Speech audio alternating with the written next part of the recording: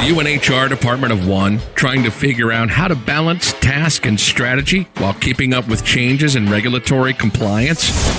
Do you need a fresh outlook on old topics? Then stop what you're doing, grab your coffee, and get ready to recharge. If you have people, you have problems to solve and things to do. Your host is Brenda Neckvattle, a 20-year human resource professional, ready to explore the HR industry with veterans of business and life with fresh eyes and new ideas. Learn about the rapidly evolving changes in employment law around the country, as well as new tactics to deploy and build engagement in your workforce. If you're looking to implement new practices to make your job easier in HR, then this podcast is for you. Hello, everyone, and welcome back to the Best Practices in Human Resource podcast. I am excited that you guys are here. If this is your first time joining the show, welcome aboard. You're in for a treat, and we've got a lot of really great, awesome information coming your way. And if you are a returning listener, time and time again, thank you so very much. You guys are absolutely awesome. You rock. I've gotten a chance to actually know quite a few people that have been writing in and asking for, quick references to information or opinion or something like that. And, it's been a lot of fun getting to know you guys. So thank you very much. This is just absolutely awesome. I am so glad that you guys are here. So we're here to talk to you guys and to share with you the what and the how in human resources. And I'm in the human business, which means that there's a greater number of dynamics in the workplace to balance and certainly manage. And holy cow, that statement could not be more true than what we're experiencing right now. But today, most importantly, we're going to be talking about, we've got some employment law changes across the nation, and I'm going to share with you later in the show where you can get access to these. Our main topic today is just to remind you guys, look, you're not alone. And this is a part one of a two-part series where we've got HR pros that are asking the questions.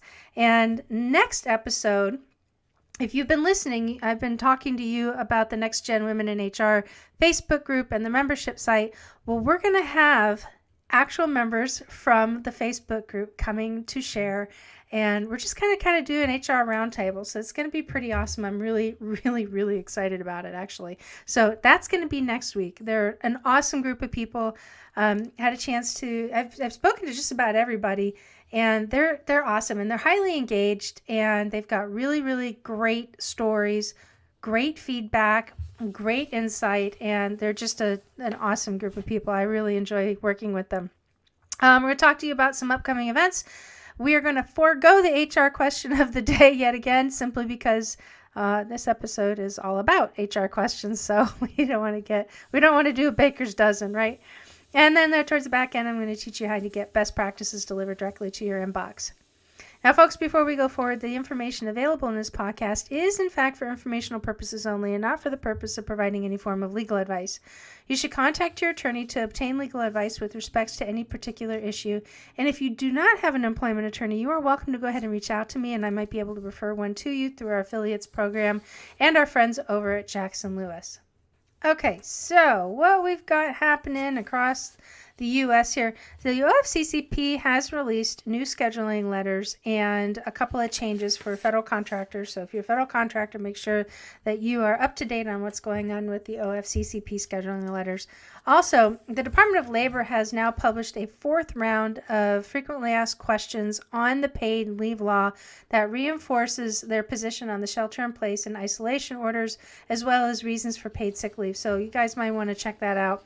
The Department of Labor also has issued regulations, can't say it, implementing the new emergency paid sick leave and paid FMLA leave law. Also, OSHA has weighed in, has issued enforcement policies on respiratory protection. San Diego and the County of San Diego, California, has updated a new health order. There's new postings and facial covering requirements for essential employers and warnings regarding increased enforcement. So if you guys are in that area, definitely looking on that one. Also, there's a new shelter-in-place order in the Bay Area that has been implemented and additional restrictions placed on businesses and residents. Also, in the city of Los Angeles, there's a supplemental COVID-19 paid sick leave that looks like it's going to go forward, but has been superseded by the mayor's public order. So, looks like there's some confusion going out there. And if you're listening in and over in LA, definitely keep your fingers on the pulse of that. Also, over in the California Court of Appeals, they have addressed whether there are limits to vacation payout requirements for unlimited vacation policies. And unlimited vacation is kind of one of those tricky things because it's that's a whole nother show. But you don't want to be in a position to where somebody can take overly advantage of it. Connecticut has imposed safe workplace rules for essential businesses. Over in Louisiana, something that has absolutely nothing to do with the coronavirus, they have identified that defining business in Louisiana non-compete agreements is essential through an appellate court ruling that just came out not too long ago. Over in New York, there has been new mandates for prevailing wages for private construction. And New York also enacts statewide permanent paid sick leave law.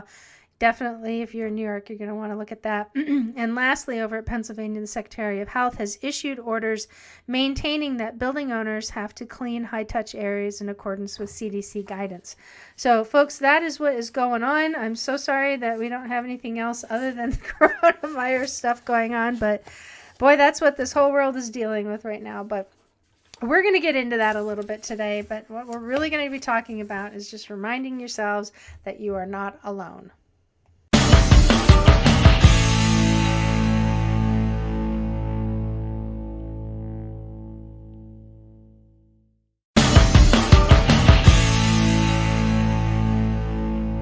In my line of work and everything that I do, I am constantly exposed to a wide variety of questions that HR professionals across the country are asking questions. And so I decided to compile several of them together. So there might be some information out there that is helpful for you. And these are some of the things that, not these questions specific, but these are along the lines that in our group we actually talk about. It's a growing group. We've only been around since January 6th. We have 132 members as of today. It's continually growing, and they're just a really solid group of people. I really enjoy working with them. But here are some kind of sample questions that I come across that I figured would be very helpful for you guys to hear some opinions and some potential answers that might help you figure out what it is that you could be going through that could be similar. Okay, so, and not all of them are involving the coronavirus, I promise. I wanted to give you guys a couple other flavors, because after all, look, we're still dealing with the rest of everything else that we have to deal with, not just the COVID-19 pandemic. Okay, so it says, today I received an email from my boss stating that she wants to begin hiring again, but that she wanted to try and do so without having any actual contact with the new hires. We haven't implemented electronic onboarding for the new hire paperwork, so I'm unsure how I should handle this hiring if we don't have an electronic onboarding system. Do you have any suggestions of how I could go about this hiring process without having contact with the new hire? Yeah, there's actually a couple things that you can do. And it's a little old school, but this could be something that you might want to consider. So first off, if we're just talking about onboarding people, and one of the things that I used to do in a previous job where I came from before, when we did have an onboarding system, to not having an onboarding system, and then I went into a company where we had an onboarding system. And so what I wound up doing was actually putting all of the onboarding documentation that needed to be done, including the I-9, into an overnight package and actually shipped it out. Now, I understand that cost is everything right now, but you know what? This particular type of cost could potentially be warranted. And that actually got the information to the employee. If it had to do with doing like a background check or anything, I would send all of the paperwork that would require the authorization. And I would also include a return envelope, so with the specific instructions for each document on a separate piece of paper. And so the employees, the new hires would go through and they would fill out all the paperwork and they'd send it back. And then if we had any problems, then we would figure out a way to work through it. Now, the good news is that with the I-9, the USCIS has actually relaxed the standards on inspecting a document. You can actually do it virtually. That's not a problem. You don't want to just rely on somebody making a photocopy of a document and sending it over, but that's certainly doable. So old school way, sending everything out through a FedEx pack or overnight UPS or DHL or whatever you're using, and then having it sent back will actually meet the needs. Now, if they do have to go to to go get a urologist or something like that at a clinic, if you have a system, like we have an affiliate agreement with eScreen, which just simply means that we've got some reduced pricing. That eScreen is a really awesome system. I've used it for years.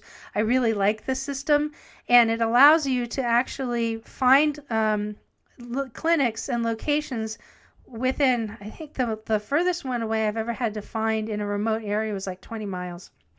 Anyway, so you can get all that set up. You could do everything right on the computer. The employee, all they need to do is just show up with their driver's license and the printable or scannable quote-unquote passport that they use, and then they actually conduct the rapid test right there in the facility itself. So, there's other ways of doing this. You know what? You just make a documented checklist of everything that you need, send it out, get it back, and then you guys can go ahead and continue on with your onboarding. Okay, next question. If an employee was caught drunk at work, would you include details in the term letter or just that you're being terminated due to intoxication at work? Well, so if this was somebody you caught drunk at work on site, I wouldn't necessarily be giving them a letter. I mean, I would send out a letter explaining, benefits and stuff like that. This is just me. I'm not particular for a situation like this about sending out a letter, but, you can stipulate that, with the separation comes, here's your information about your benefits, when they're going to expire, talk about, continuous coverage. If you're under 20, if you're, 20 and over, then it's, COBRA. That's kind of one of those things that it doesn't necessarily need to be put in a letter, in my opinion, but I would absolutely document it for certain to make sure that it is in that employee's file. Okay, I have an employee we suspect using the COVID-19 as an excuse to get out of work. Run into this with a few other of my clients as well, so I completely get it. She did not show up to work on this date and has been out ever since, never called, etc. My manager called her on another date, and she answered and said their whole family is sick and she's being tested for the coronavirus. We've not heard from her since. Despite several attempts to contact her, we've been emailing and leaving voicemail stating she is qualified under the new laws if we can get some documentation to receive pay while she's out, but no response. How would you handle this? Well, here's the thing. She's acknowledged once, but she has refused to continue to be in communication. I think after a couple of attempts, you stop at that point. Okay. If there is a chance that she could be in the hospital, hopefully somebody in her family will let you guys know. You can contact the emergency contact if you like, but since she has responded once, and if it turns out that her coronavirus situation is legitimate, and hopefully she actually, recovers from that and approaches you with an intent to come back to work, I think then you cross that bridge when you get there. I mean, I think you have to know more about the circumstances to make a determination if you're going to go ahead and allow her to come back in. But I think after a certain period of time, even though you've made an honorable attempt to get a hold of the employee, you'd have to look at what your policies are in the handbook. But if you don't, if you have a no-show, no-call from an employee, especially after several attempts, and you still don't hear from them, I think it's appropriate to go ahead and actually separate from the employee. And like I said, if she did get sick and she comes back to work or reaches out back to the employment, then you know what, you guys can cross that bridge when you get there once you have more information. All right, next question. I have a soon-to-be mom that has been on her job for 9 months. She's high risk, and there's been 3 confirmed cases of coronavirus at her workplace. She asked to be able to take time off to protect herself and her newborn. She received a doctor's note stating that she's high risk and cannot work. Her job said that she cannot take any time off because she doesn't qualify, and if she did, they would fire her. If there's anything to protect her against this situation, yes, absolutely. It's called Title VII.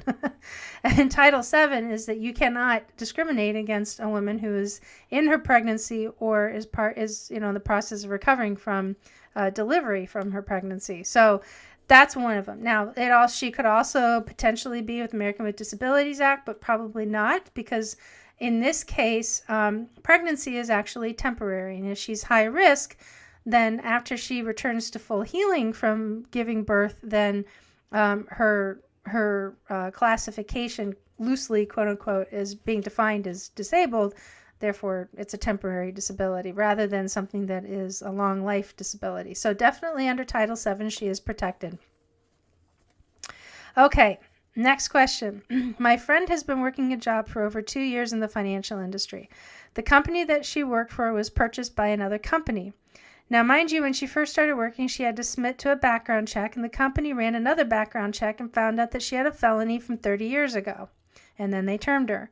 Can they do this now since she had been working for 2 years, and what is her recourse? Well, that's a really good question. And being that this is a question on behalf of a friend, this is not an uncommon question, maybe not necessarily in the 30 years and the felony thing, but this is certainly not an uncommon approach where somebody is asking on somebody else's behalf. So my first comment to this would be, if she's in the financial industry, the question is, what was the felony and how did it pertain to the actual job? I think this is not a question that can be answered immediately. I think we would have to know how the felony is in relation to the position. If she was caught manipulating financial records to her benefit, or she was embezzling funds to her benefit, does the company have the ability to terminate her? Possibly. I mean, again, we don't have all that information, but these are some things that would need to go into consideration, even if it was 30 years ago. My question would be back to the company is, why, after they hired her, did they suddenly find reason to go back and do a thorough background check 30 years into her history? My guess is that in this situation, there's something else going on that we're not privy to. She could be up for a promotion that, as part of a higher level of responsibility in the financial industry, would require them doing a much deeper background check on her. I don't know, especially if she's up for managing millions and millions, possibly $1 billion in assets. That is not out of the question as to why they would do it. But it would be certainly interesting to find out. Okay, next question on. All right, I am very early on in my career and currently running the HR department and need some help. That's why we're here. We're having issues with our sales staff submitting reimbursement requests, and they submit these requests 2 to 3 months late, sometimes even later. This becomes a major issue with our accounting department because that person has to backdate months and becomes a mess when it comes to giving these payouts. So we also have to reimburse our staff at a certain amount at a given time because they are holding these requests for months, and it can also pose a major issue. We're trying to add new protocols for submitting reimbursement requests, but I'm not sure where to put it. I thought about making an amendment to our employee handbook, but there's some more issues beyond that. There is a team in another, so they've got multiple locations, and one of their teams is refusing to sign their documentation and the employee handbook that they just revamped because they feel that this actually oversteps a normal employee handbook, and they're actually trying to work through that. It's been months, but she's still not been able to get to what the actual issues are. She writes, I'm not sure if there's a document that I can make and have them sign off, or if it should be an employee handbook. I prefer to have it be completely separate document, but I do not know where to start. I just don't know what I should do in this case. Getting reimbursed only applies to certain people and her. So this is my comment back. So first off, I don't believe this is an HR issue. I believe this is a leadership issue. And I brought this same question to the group over in the Next Gen Women in HR Facebook group, and I posed this out there, and that was my feedback, that this is a leadership issue.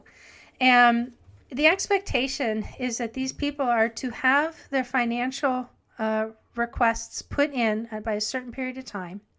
If they don't, the company has every right to go ahead and deny them if they exceed a certain period of time. Now, I would also warrant that a company should also check with their state laws when it comes to employee reimbursements to see if there's anything in there that they have to be mindful of. So I had this issue. As a matter of fact, I don't think that there's a company I've worked at that hasn't had this exact same issue. And I remember I worked with a teammate that for 2 years didn't submit a reimbursement report, but she kept all of the records. And so that's 2 years of having to go back and pay all of that. I mean, it's a massive sum of money that a company was not planning on paying out, which the employee was entitled to because the company didn't have any boundaries as to time. So, so over time they did wind up putting in place, and it got to the point where if they didn't pay it after a certain period of time, they were no longer entitled to it. So even at the company that several of them that I was working in myself, we had the same kind of boundaries. And I'll promise you that the first time that somebody does not get paid because they didn't do their part, and the company is well within their rights to do that based off of state law and other fiduciary responsibilities that they have, I guarantee you this problem will go away relatively quickly. I'm not saying within 7 days or something like that. I mean, my policies that I had, even with the companies that I worked for just as a consultant, was 60 days. And if you didn't get your reimbursements in within 60 days, you were no longer eligible for them. So this is a leadership issue. And like I said, the first person that doesn't get paid after that 60 days is up and they are told that they are no longer eligible, I guarantee you that person is never going to do that again, because nobody will respect their money more than you do. Okay? Nobody on this earth will respect your money more than you do. So, all right. So what do you do when HR is the one subject to bullying, harassment, and discrimination? Well, that's easy. You leave. You go get another job. Nobody, in my opinion, should be subjected to bullying, harassment, and discrimination. I've run into that myself in my career, and that's exactly what I did. I got another job. Just if you're in that position, you're talented. Don't let anybody tell you anything different. Go out there, figure out what it is that you do the best, and just absolutely crush it.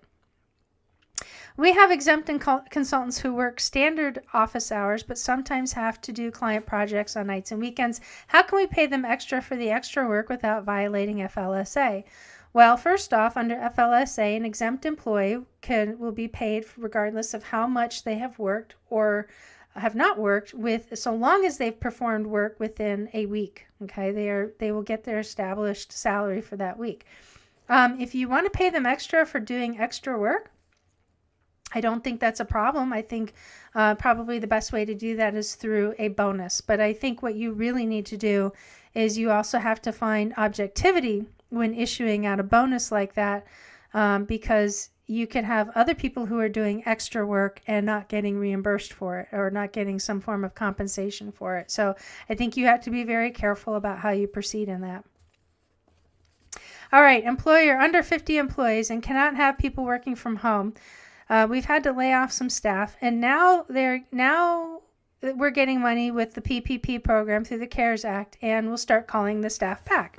We have 2 employees over 60 who do not want to come back to work due to being high risk as a result of their age. What are our options? Do they stay home and get unemployment? Do they quit and get unemployment? Do we require them to come to work?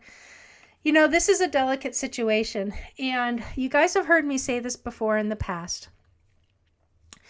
HR is all about finding the balance between doing what's in the best interest of the employee and doing what's in the best interest of the employer. And this particular situation, by all means, is no different. Okay, I've got a couple of ideas on this. So if they are employees who are over the age of 60 and are being recalled, but they are saying that they do not want to come back due to being high risk for their age, my question is, are they able to work from home?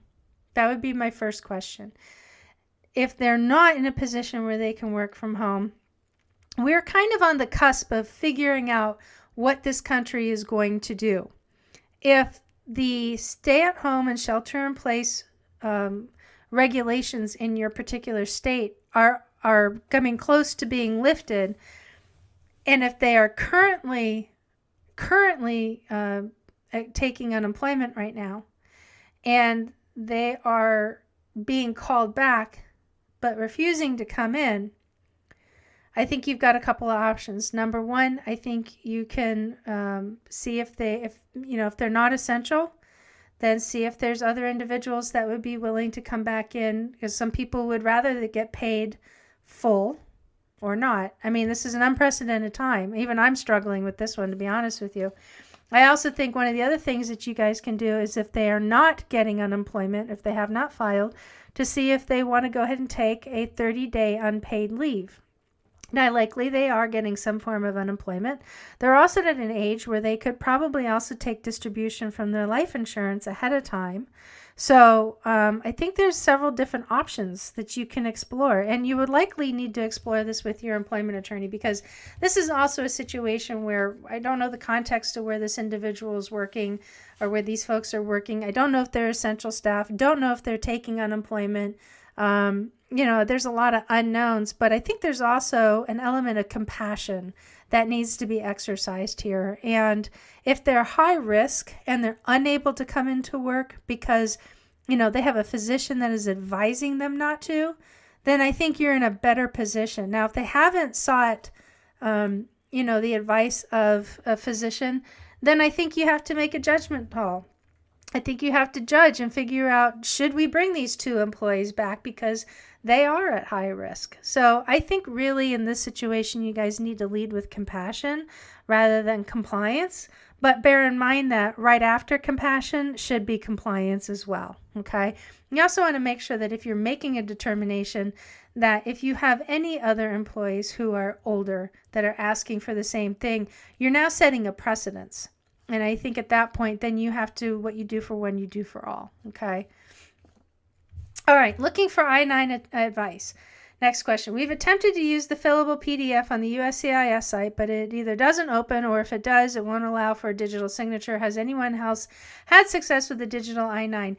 Yeah, so the thing is that they don't allow you to do a digital signature. The only way you can get a digital signature is if you are using if you're filling out an I-9 through a bona fide HRIS system that has connectivity and has all of the necessary requirements for you to do an I-9 online. The individual has to sign it by hand, okay? That is, I believe that's actually in the M274 regulation book. So digital, you can do almost everything else, but the signatures are completely different. It won't permit it. A friend of mine has asked the following question. At first, I was appalled by it, but then it led me to ask my group of experts. Do you know anything about a new labor law being passed that states that certain age groups are not eligible for hire because of the virus? Okay, that's bunk. There's no such thing out there. That is no such law that is being passed that states that certain age groups are not eligible for hire because of the virus. That is a load of crap. I'm going to tell you that right now. That would violate it would violate Title VII. It would violate age discrimination laws. I mean, there's nothing out there. It would violate child labor laws. Yeah, that's a load of crap. I'm just saying it right now. There's another great word that I would use for it, but that's a load of crap. No. And you know what? That's a great example. This is what happens. This is what happens to employees. This is a perfect example, right? Oh my gosh. This is a great time. I'm so glad I included this one. This is a perfect example of what poor employees go through. They hear something, they don't look into it, and all of a sudden it becomes a grundle, like it builds its own head. And then they don't know where to go to look for it. And then all of a sudden it just continues the story, right? And if they do try and search it, they don't understand the context of what it is that we as HR professionals study. So these poor guys, I'm telling you. But you know what? Also shame on them for constantly passing around information that they haven't gone and validated. So it's a two-way street. But yeah, this is exactly this textbook example of what happens with employees. Okay. If an employer allows employees to incur a negative PTO balance during the pandemic and the employee quits, can the employer deduct for that negative from any wages to be paid to the employee or otherwise recoup the money? So yeah, there's a couple of things on this. So first and foremost, employers have the right, and you'd have to also verify your state laws and work with your employment attorney on this. But yes, employers do have the right to go ahead and deduct from an employee's paycheck and if they have like well, this one is accruing negative PTO, but we'll just stick with the paycheck. They are allowed to do so long as they have the right provisions in place. Some states will require you to have the document, have that policy written in advance. They may require signatures. They may require, you may have to get special forms put into place. Here in Virginia, I know exactly what we need. And I can tell you right now that if you don't do it right, it's expensive to try and get back. So most employers who have the budget to do this will go ahead and allow the employee to not pay back any negative balance. And they'll put it in a bad debt column from their books. Okay. It can get a little pricey, but you know what? To constantly go after employees who owe the organization money, then that can be quite expensive. It can also be expensive to allow employees to constantly do this, but it may be less expensive than trying to take them through the legal process to get it back. My recommendation is that you have tight controls on allowing people to go into the negative, okay? If you want to make sure that your employees are taken care of, the big question that I would ask you, again, comes to that doing what's in the best interest of the employee and doing what's in the best interest of the employer. Is it your company culture to take care of your people to the detriment of your organization? And if so, that's your prerogative, and I'm not here to argue with that at all. I'm just here posing the question. Or are you of that mindset to where you want to do what's in the best interest of the employees, but you also need to look out for the other X number of employees on your staff, right? So you would probably be better served making sure that you put really tight controls in place if you're going to permit any employee to go into the negative as it pertains to this situation. And in addition to that, if they do go into the negative, make sure that you have it very clearly spelled out and then you get agreement ahead of time in writing using the proper forms, which you can get from your employment attorney, to make sure that you have the ability to recoup those funds back.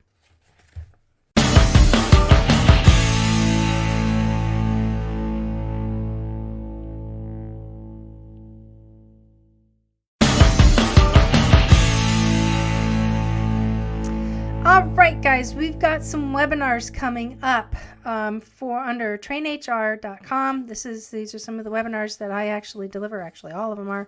The next one is tomorrow, Thursday, April 16th, Building a Remote Work Culture. And again, you can find this on trainhr.com. You can also find links to these courses over on the bestpractices.work website, on the dedicated coronavirus webpage. They are right up at the top. On April 21st at 1 p.m., you will find the updated version of managing a remote workforce through the coronavirus pandemic.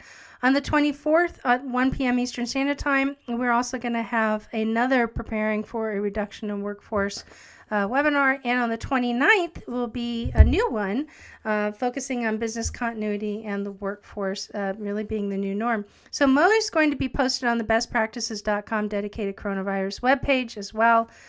Guys, you know I love your HR questions. Keep emailing them in. You guys ask me awesome questions all the time. You're welcome to submit your questions on the bestpractices.work website by clicking on the podcast from the link in the menu. Down towards the bottom of the podcast page, you'll find a submission form for you to post your questions in which may be read and answered on an upcoming episode.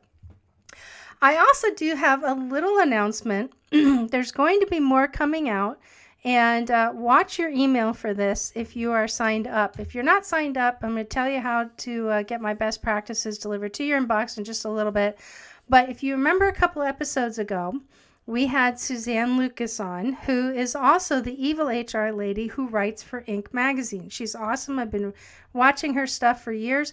She and I have decided to do a weekly live YouTube show. That is going to kick off next Tuesday and is happening fast and furious. So it is called The Real HR Show. You can find it on YouTube. I'll be sending out links on social to it. It is going to kick off on Tuesday, April 21st. And what we are going to be talking about first really is how do you reintegrate back into the world after or even while we're in the middle of the coronavirus. So We're going to keep bringing everything back to, the topic of HR, but we have a lot of fun together. She's a really great conversationalist and very bright individual. All right. So you can also find more information on the Next Gen Women in HR community. Next podcast episode is we're doing our HR roundtable with members from the community. So we've got about a half a dozen people coming in. It's going to be absolutely awesome. You've heard me talking about this for a while. It's a growing community. We're passing information. We're engaging in conversation. We're getting the word out there. We're helping people understand their people problems and their compliance issues. And you know what? They are a wonderful, great group of people. I really, really enjoy having them around and being a part of their world and having them a part of mine too. So we've been busy and we've been very active, and we welcome you to come in. So jump over to Facebook. Join us at the Next Gen Women in HR community. When you come in to the group, we're going to ask you to answer a couple of questions. And this is a moderated group, which means that we want to make sure that the people who are coming in are the people that really are HR professionals. They're ready to give value to the group. They're ready to accept value from the group as well. So every now and again, somebody will pop in and they want to come in. They'll not fill out the questions. I'll go ahead and request them to do it. They won't do it.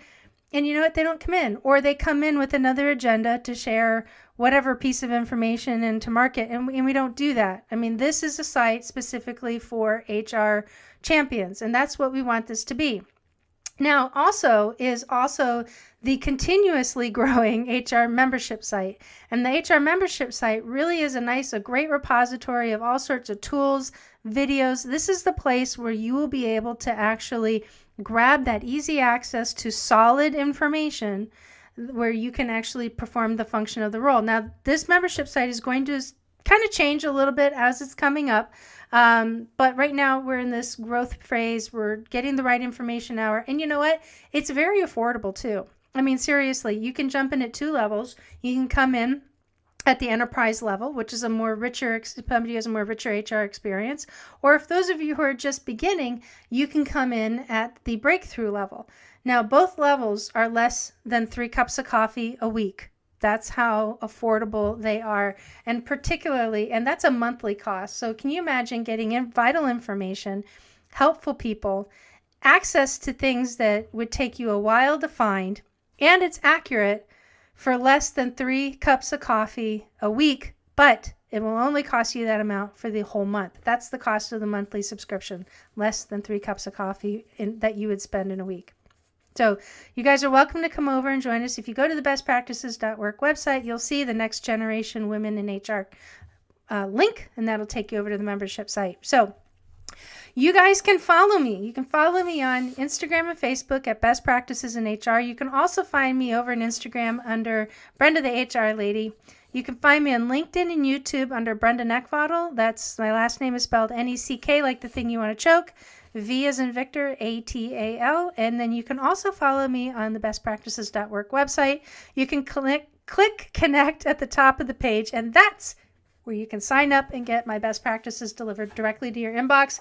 We don't spam you. I don't, throw in a lot of stuff all the time. We just want to make sure we get the most important information out there. So guys, look, thank you again for yet another really great episode. I hope this information is helping you guys. Hang in there. Seriously, hang in. We're getting through this. We're about ready to go through another shift. And the shift is actually, how do we return back to the real world? So how do we return back to life? This is not something where we're just going to say, okay, we're all done, and then we go back to doing what we do, right? We have to reintegrate. And so that is now going to take more forethought, more challenges coming our way, a lot of yeah buts and what ifs, and we haven't gone through this yet. There's so much out there. So guys, just hang in there. Hang in there, okay? You're not alone, and that's what this episode and the next episode is about. So join us, join me, join the group, and I'll talk to you guys soon. Take care of yourself and have a good one.